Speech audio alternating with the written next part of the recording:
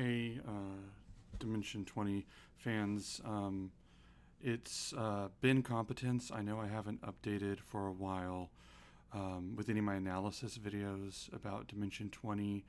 I kind of just felt like there wasn't much to say. They're good stories, but they speak for themselves. Uh, Unsleeping City, pretty clearly about how great it would be to live in New York. Misfits and Magic, marine biology. I mean, it sort of speaks for itself. But Dimension 20 on a bus really got to me. It really left an impact. And I've been going over some of the dialogue in that season for a couple days now, and I'm not going to get to sort myself out until I put it down, write it down somewhere, and share it. I think that the moment that really stuck with me, I mean, obviously the whole thing was a pretty incredible achievement, but the whole one thing that really stuck with me was at the start of the fight. Brennan Lee Mulligan, he used to be on Dimension 20. He does shoes now, but he, when the Dragon Master Katie Maravich said we're going to have a battle, he said with whom, and she said a battle. Jesus Christ.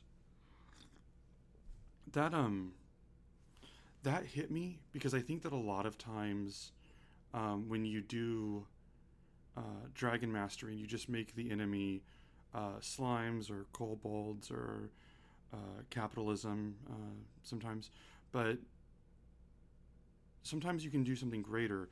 You can do a battle with the concept of battles, with war, because every time you go to war, every time you resort to violence, you aren't just fighting the enemy. You're fighting your worst instincts as a human to believe that things should be resolved by violence. The most basic primal instinct we have is to solve our problems with violence. And we can't move forward as a society if we don't do battle with that, if we don't fight with our urge to be violent about everything. Um, and I think that was the really, really powerful message there. Um, Dragon Master Katie Maravich said she wanted us to ponder things, and I think that was really the first thing. And I think this played out really beautifully. I think that Abria Iyengar got that immediately.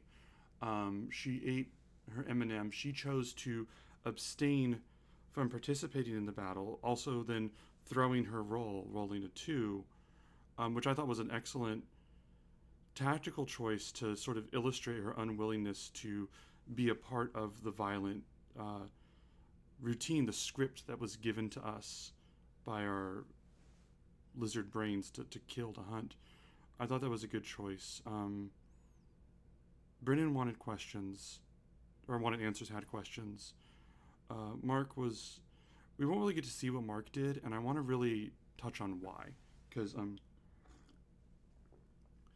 Jasmine was playing the soldier, and I think just immediately receiving orders to do battle didn't stop and consider the context and just resorted to following orders, shooting immediately. Not a knock on Jasmine, by the way. Remarkable character. Remarkable character.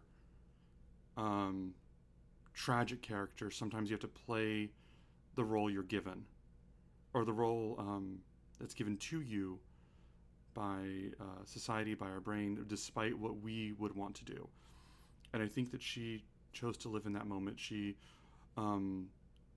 really took an assessment of the situation, thought about it, and rolled a 6, and won the battle, but lost the war because when she went to her most training army days, follow orders, yes sir, shoot, again, good character.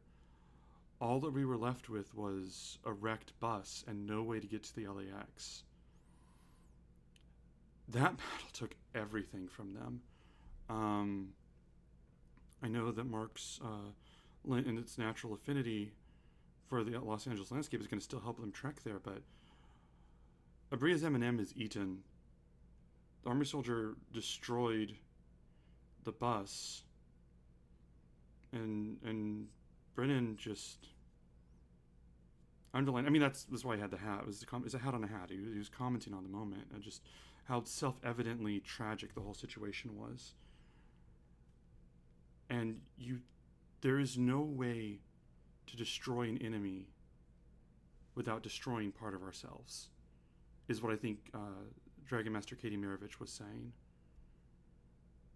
Because we debase and devalue ourselves. There's no victory so authoritative that is not a defeat of our own spirit. Sorry, it's a lot to think about even now. I've been writing the script for this video, and I'm sorry to derail. It's a lot. And that was it. That was where the campaign ended. Maybe they found their way to the LAX. Maybe they didn't. But it doesn't matter. Literal events don't matter. The emotions of the moment are what matter. And they lost everything because they went to battle with a battle and they lost.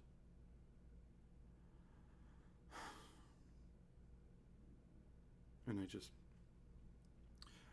I try to tell stories myself in my own time, but I really don't know if there's a greater story than the one that came in the heat of that moment there.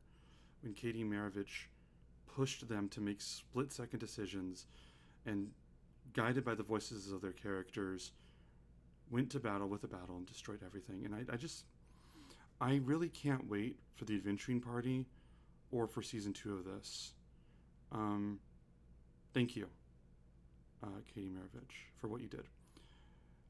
I might do some more analyses videos later. There's some people that are shipping, I think, Lint and M&M, which is clearly problematic, but I'll have to get into the reasons why later. There's some Toxic Yuri stuff on AO3. I don't judge too much, but I'll do some analyses of that later. Anyway, thank you for watching. Please like, follow, and subscribe. And I'll see you on Katie's next season.